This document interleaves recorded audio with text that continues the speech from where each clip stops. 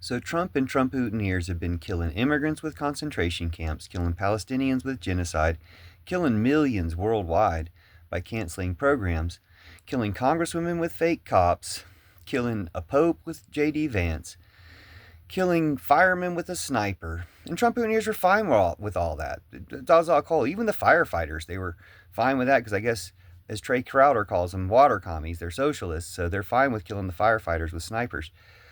And now Trump is killing kids and Texans with floods. Dozens of kids and hundreds of Texans with floods.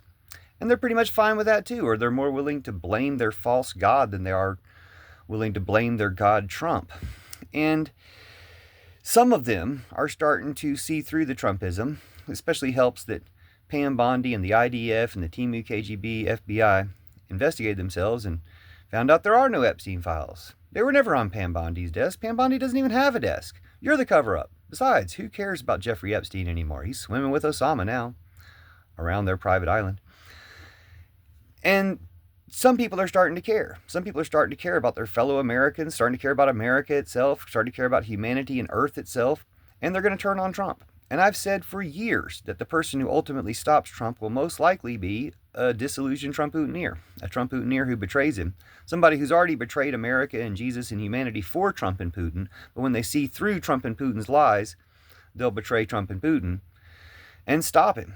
And it gives me Final Destination vibes, because I've never seen a Final Destination movie, but Trump's going to Texas today, and it could be his final destination.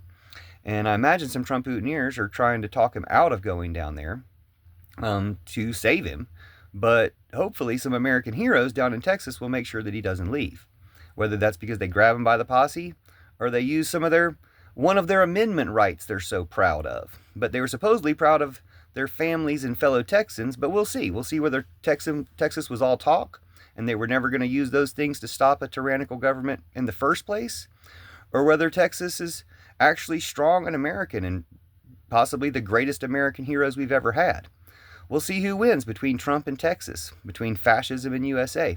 But you can't have both. You can't have Trump and USA. He's turning it into Russia too, or just making it into nothing, fulfilling Putin's greatest dream to just completely destroy our country. You can't have fascism in USA. We're choosing fascism now. We need to choose USA. We need to choose democracy and goodness and the American dream, the American ideals.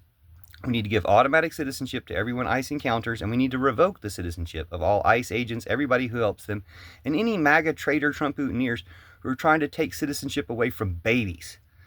We need to revoke their citizenship instead, deport them to Siberia or whatever Ukraine renames it, because that's the country they chose over USA. If we have to catapult them off Sarah Palin's porch, take their homes and RVs, Clarence Thomas, and give them to immigrants who are far more American than they have ever been or will ever be since they betrayed us.